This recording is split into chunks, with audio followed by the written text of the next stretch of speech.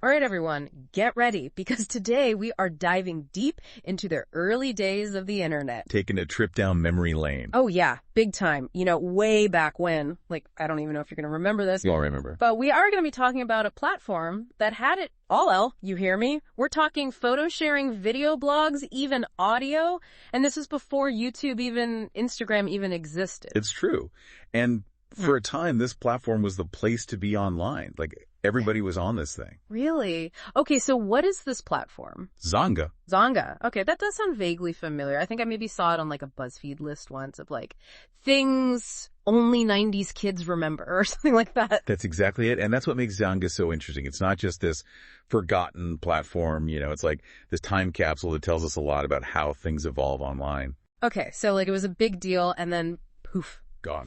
So how did it all begin? I need to know. Well, we're going way back to 1999. Oh my God. To the dot-com boom, dial-up modems, websites that looked like maybe your weird uncle made them. Like lots of flashing GIFs and things. Exactly. And like right in the thick of all that, Xanga pops up. Yeah. As a website for sharing book and music reviews. Like seriously. Seriously. That's so funny because I'm just imagining in a world pre-Goodreads, pre-Spotify reviews. Right.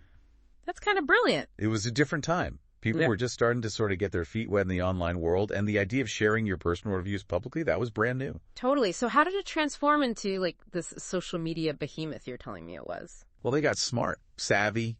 In 2000, they went public through GeoCities. Do you remember GeoCities? Vaguely. I feel like a friend in middle school had one for her, like pet hamster. It was very involved, like very elaborate. It was a haven for those early personal websites, and I think it was very, very smart of Xanga to tap into that community. It was a place where people were already online, eager to express themselves. It's like they were the right place at the right time. So they've got this community, but then things start to get really interesting in 2000, right? Because that's when they introduced the weblog. Yes. It's like before they were even called blogs, weren't they? Exactly. It was revolutionary. Because suddenly you could share your thoughts, your poems, your really bad song lyrics, all in this like new online journal format.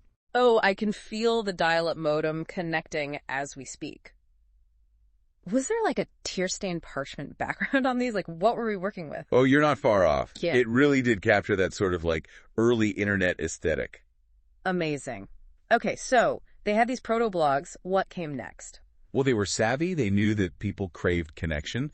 So they introduced features like subscriptions so you could follow your friends, comments so you could have like, full-blown conversations on people's posts, and even get this e-props. E-props? What is that? It was basically the original like button, a way to show your appreciation for someone's posts. So they had this before Facebook. Before MySpace even. Ah, they were ahead of the game. Okay, so we've got blogs, we've got proto-likes, what else? Well, as digital cameras became more common, Xanga, always innovating, they introduced photo blog. Oh, way. Yeah. And not just like a couple of blurry pictures. We're talking evolving storage options so people can share more and more photos. This is blowing my mind. People were sharing photos online back then. I mean, I knew that social media had been evolving for a while, but I had no idea it went back this far. Oh, goes further.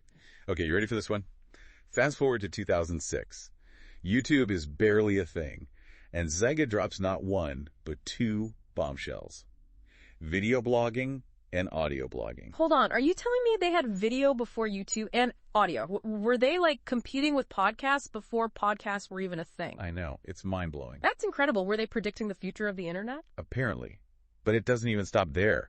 Let's not forget about Pulse in 2007. This was their version of microblogging, years before Twitter. What is... This is wild. Okay, so they have blogs, photos, videos, audio, microblogging. They really were like the Swiss Army knife of early social media. They really were. It's like the social media platform that time forgot, but they had everything. Okay, I need to catch my breath for a second. So you've got Xanga, this platform that's years ahead of its time, but nobody seems to remember it. It's true. They were doing things that we take for granted now. Like back then, it was revolutionary. They had customizable profiles, right? Yeah. And you said multiple pictures. In 2004, like that's before Facebook. Yeah, it is. They really were pushing the boundaries of what was possible, And they had this feature. I don't know if you remember this one, but they had the nudge. Like you could nudge someone. Nudge. Okay, fill me in. It was just like a little, like a way to get someone's attention. Like a little digital, like, poke. Exactly. Oh my gosh, that's so funny.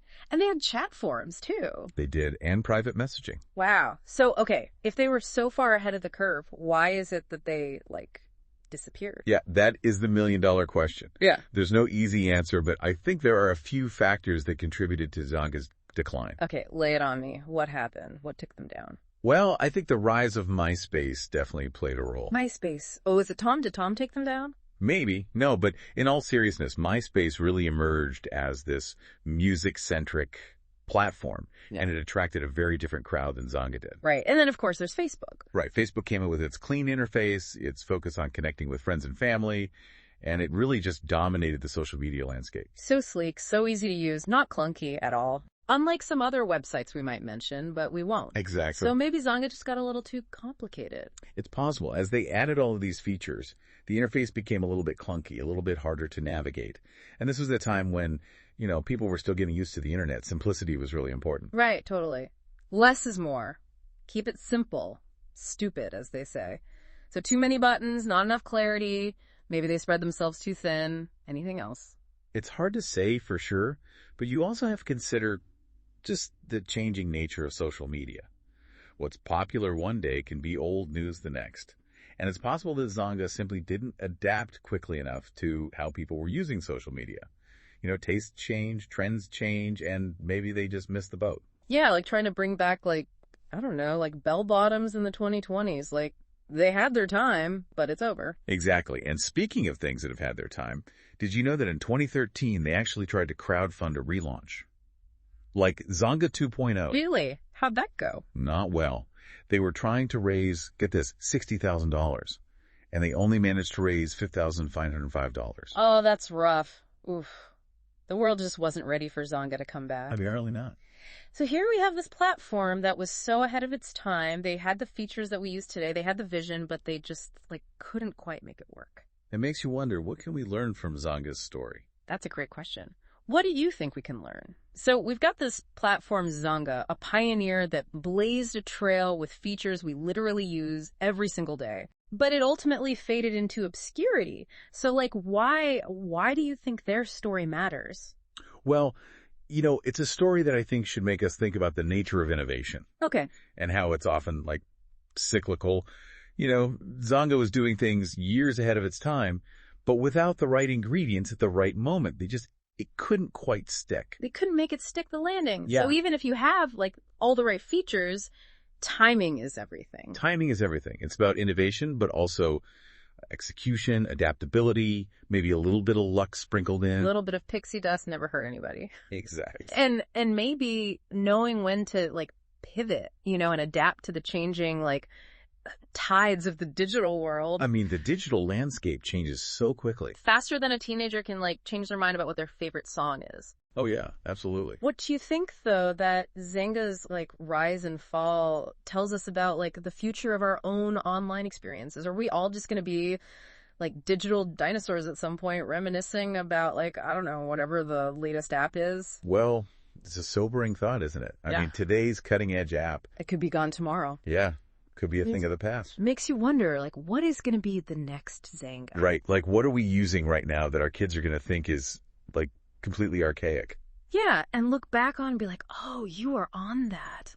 I can't even imagine, what that would be, but it makes you think. It really does. I mean, who knows? Maybe somebody will unearth a perfectly preserved Xanga profile from, 2004, Oh, gosh, the thought of and a whole new generation will, rediscover it. That would be amazing, actually, if they found, a time capsule. Right. And it was just, somebody's Xanga page with all of their, angsty teenage poetry on it. That would be kind of amazing. Yeah, and it's this reminder, right? Yeah. That no matter how much technology changes, we're all still the same. Yeah, that core desire to connect, it stays consistent. That's actually a beautiful place to end it.